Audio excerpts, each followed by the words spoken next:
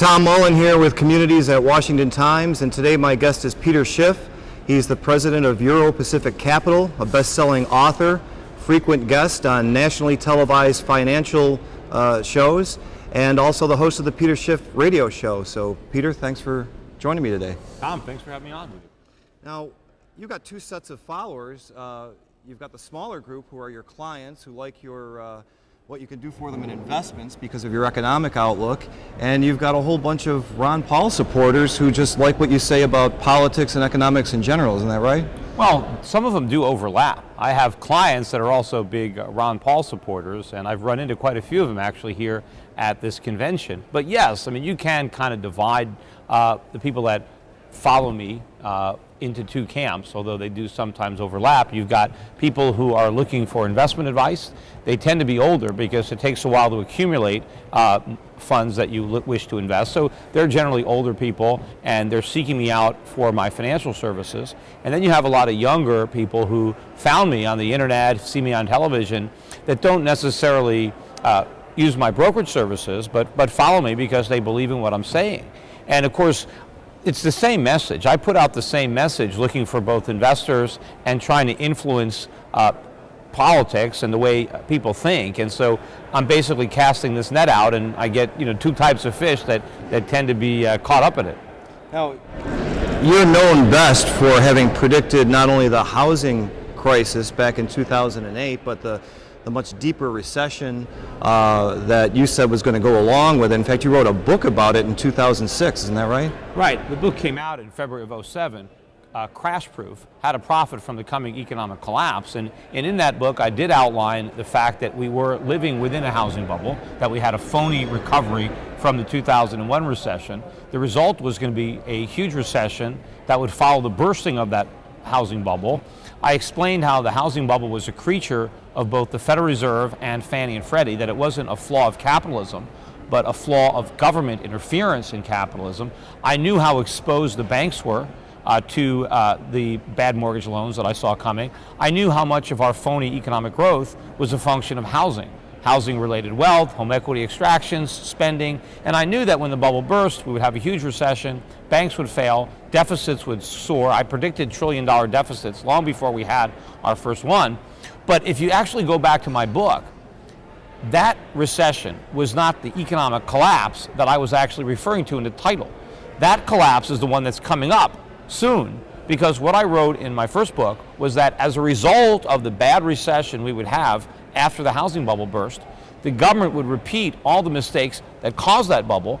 They would bail out, they would stimulate, we would have QE, all this stuff would happen, and we would try to reflate the bubble. We would try to encourage more consumption, more debt, prop up the housing market, expand government, use all the Keynesian stimulus, and that was going to bring on the real crash. Because see, the bigger the artificial boom, the bigger the bust, and this is the mother of all stimulus packages. We've thrown everything but the kitchen sink at the economy, Keynesian style, and I think we're now so over-leveraged, so addicted to cheap money. The Fed thinks they have to keep interest rates at zero indefinitely, but at some point, rates are going to go up.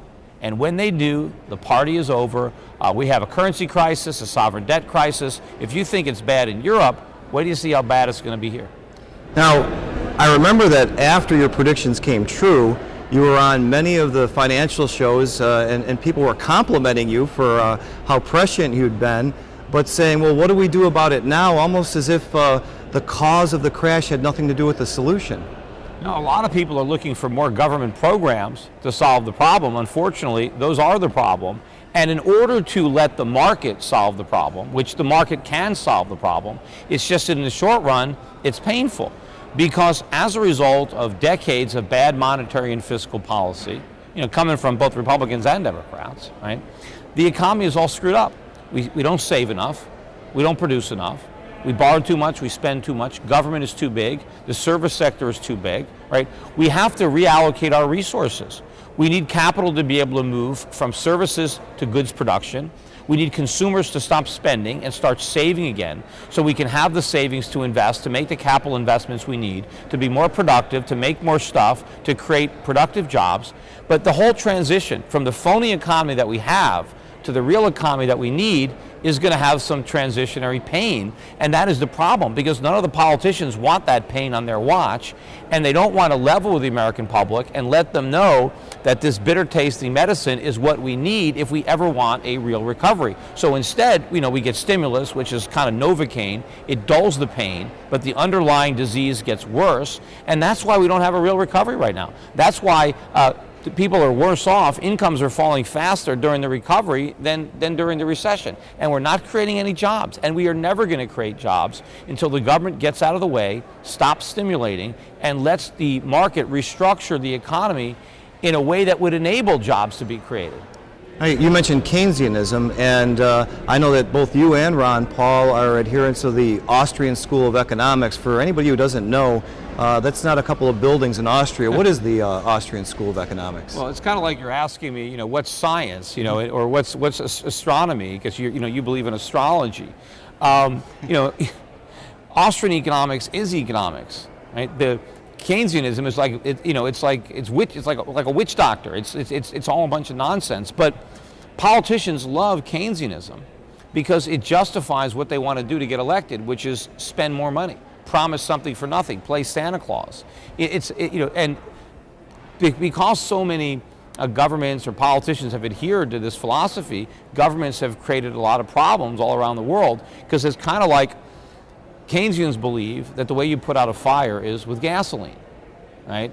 Despite the fact that that's not how you do it, right? And so every time there's a fire, they pour gasoline on it, and now the fire doesn't go out, it gets bigger, and so they say, gee, we just didn't put enough gas on, let's pour some more.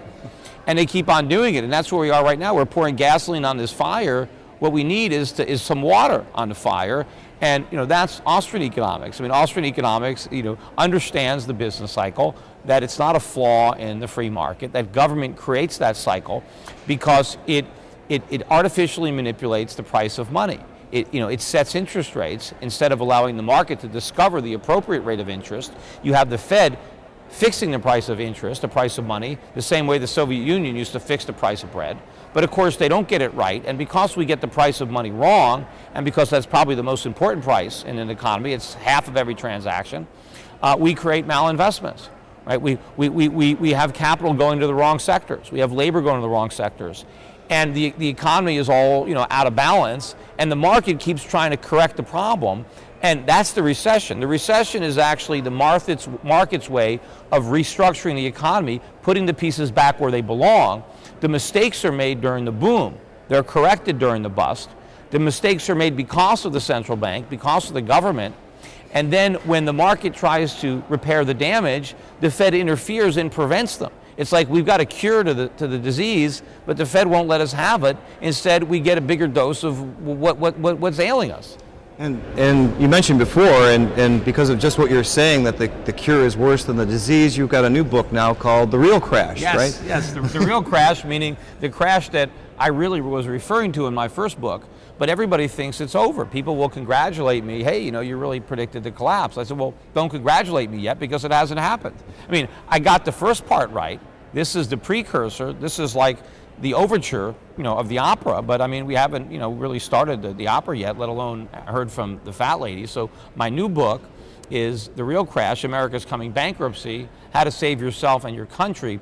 And, kind of the main difference between this book and my original book is I deal with a lot of what do we do about it? Not just how we got into this mess, but I really get into the politics of what we need to do, the policies that need to be changed. And I give specific examples of here's what we need to do in this area in order to allow the market to rebuild what the government destroyed. You're not a stranger to politics. You actually ran for the U.S. Senate back in 2010, and a lot like Ron Paul, you were up against the establishment, big money, and that Keynesian economic theory that seems to dominate, correct? Yeah, well, I was up against a combination of the establishment and big money. And my opponent, Linda McMahon, who of World Wrestling fame, she spent $30 million of her own money to beat me in the primary in a tiny state like Connecticut, right? 3 million people or so. So she spent 10 times as much money as I did. She only got twice as many votes. I didn't do that bad, but I couldn't overcome that. And of course, the media basically blacked out my campaign. I do a lot of television, yet when I ran for office, I couldn't buy my way onto TV. It was like, how there's certain words that you can't say on radio and TV? Well, when I was running for Senate, one of those words was Peter Schiff. So, there was kind of like a blackout. Nobody took me seriously, but I surprised everybody. I did a lot better than everybody thought. And we had a lot of help from the Ron Paul people. We had volunteers all around the country working for me. In fact, all around the world. I had volunteers, in Norway making phone calls for me. And fortunately, we were able to elect Rand, and because he won his Senate seat. And I think that's great. In fact, he gave the best speech at this Republican convention thus far as I'm concerned. And the only thing that saddens me is that, we don't have more of an official recognition of Ron Paul and his contribution to the Republican Party as far as bringing in new members, a lot of young people where, the Democrats were eating our lunch. It's very easy, it's very seductive for a young person who's never really had a job, never worked in the economy, to believe the liberal myth. But now Ron Paul succeeded where all other Republicans had failed. He brought this messages to college campuses, and we've got a lot of young people who could be Republicans for a long time if the Republican Party embraces them and acknowledges their contributions and their efforts and continues this process. And I think they do a little bit of a disservice when what they really want to do is, just court the 55 and over vote by, proclaiming your allegiance to Medicare and the fact that you want to fight to make sure that Medicare is never cut and that all these promises are kept. Because when you do that, you're basically telling the young people that we're just going to enslave you, that you're going to have to pay confiscatory levels of taxation for your entire life so that we can keep promises that you never had a part of. Because if that's the choice, I think a lot of young people are going to get out of town. I mean, not leave the country, right, because they don't want to pay for somebody else's Medicare or Social Security. So I would love to see the Republican Party really embrace the generational inequalities inherent in government-run Ponzi schemes, admit these socialist experiments were a colossal failure, and instead of proclaiming, how we want to preserve them and attacking the Democrats for cutting them, let's acknowledge that they were a mistake to begin with. And unfortunately, now people are dependent on government, where had we never created Social Security and Medicare, they would be self-reliant and they would have a much more secure future and they'd be able to afford health care. Now we've made them so broke that they need the government, which of course is what the government wants. The government wants to create dependency because they know they can count on the people who depend on them to vote for them. And it's very difficult now for the Republicans to embrace capitalism when it comes to these programs because they're scared to death of being shot as the bearer of a bad message. And so, we continue to make promises that we can't keep, and we keep digging this hole deeper. Yeah. Yeah. Now, Peter, in addition to running your investment firm, writing books, doing national television spots, and the occasional Senate run, you're also hosting a radio show. You're broadcasting from the RNC. Yeah. What's the show all about?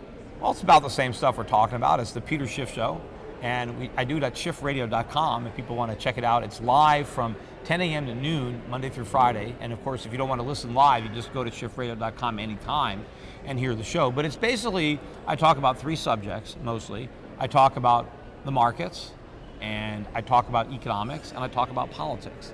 And there's not that many people in the radio talk show world that can really address all three of those topics the way I can. So I think I have a very unique spin on things, and you have a lot of conservative talk radio hosts, not so many libertarian. And so that's that's my perspective. And we take calls. We have a lot of interesting guests that come on the show, and we're now syndicated through Radio America, so we're on about 50 stations. Hopefully, we'll be on a lot more stations, in the years ahead. And what's the best website for someone looking to learn more about all the above about Peter Schiff? Which one do we send them to? I got so many websites. I mean, my brokerage firm, Euro Pacific Capital, is europac.net. And I think it's very important to understand that the next crisis is going to be centered on the dollar. Investors are going to lose a fortune in this crisis, much more than was lost during the downturn in 2008. Even people in bonds, I believe, are going to get crushed. So people need to protect themselves, and we help people do that with foreign stocks, precious metals, foreign currencies. So you can learn about that at europac.net. Again, the radio show is schiffradio.com. I've got a precious metals company for those of you who want physical precious metals, schiffgold.com. Just go there and you can learn about my metals company. I got a Facebook page that people go to, YouTube channel. There's lots of information on the internet for people that want to spend some time, studying up on Peter Schiff. Yeah, you're not hard to find anymore. And of course, pick up any one of my books. I got about 5. Right. But the brand new one is the one you might want to start with, since it's the most recent. We mentioned the real crash, America's Coming Bankruptcy. Well, Peter, thank you for being with me today, and best of luck in everything you've taken on. Oh, sure. Thanks for the opportunity. That's Peter Schiff, president of Euro Pacific Capital and best-selling author, host of the Peter Schiff radio show. This is Tom Mullen from Communities at Washington Times. Thanks for watching.